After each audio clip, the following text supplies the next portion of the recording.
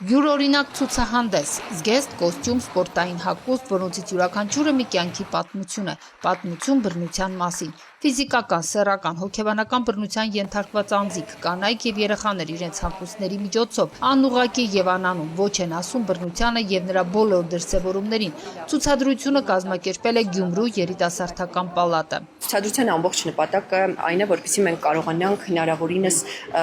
բռնության ենթարկվածների պատմությունները ավելի շոշափելի տեսք ստանալով մատուցել հասարակությանը, որպեսզի հնարավորինս մի կողմից պահպանենք բռնության ենթարկվածի անձնական տվյալների գաղտնիությունը, բայց մյուս կողմից ավելի շոշափելի դարձնենք այն բոլոր խնդիրներն ու խնդիրները, որը մեր հասարակության մեջ այսօր կան, բայց մենք կերադասում ենք անտեսել։ Անտեսվածը խորագրով ցուցադրության նմուշները խորհրդանշական չեն, իրական են բռնության ենթարկված անձանց հագուստներն են։ Մենք երկար ենք մտածել ոնց հավաքագրենք հագուստը ու մենք հասկացանք, որ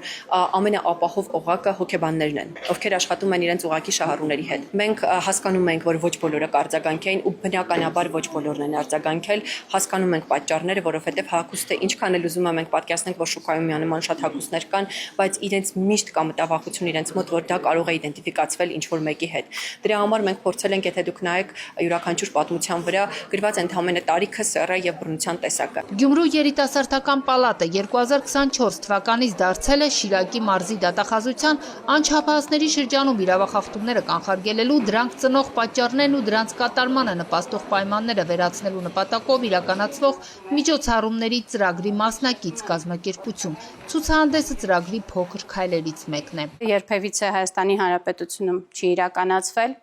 անանուն է, անդեմ, որովհետև յուրաքանչյուր ցուցադրված հագուստի մեջ կարող է լինել մեր հասարակության անդամներից ցանկացած մեկը,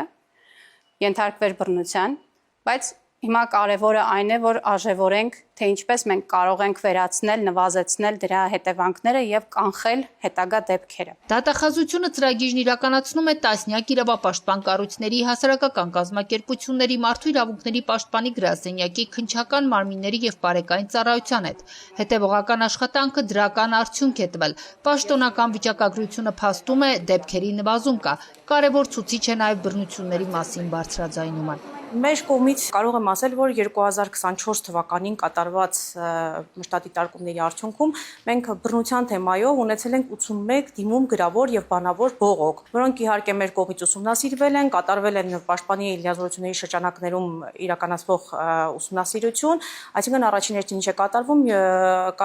իրավասու համապատասխան մարմիններից պարզաբանումներ ստանալու վերաբերյալ գրություններ են ուղարկվում։ Վերջում ակցիայի բոլոր մասնակիցներին հրավիրում են հայելու մոտ։ Չպետք է թաքնվել իրականությունից, պետք է լայն բացել աչքերը, տեսնել, չլռել, չանտեսել իրականությունը։ Քրիստինա Մկրտչյան, Մարտին Գևորգյան, Լուրեր։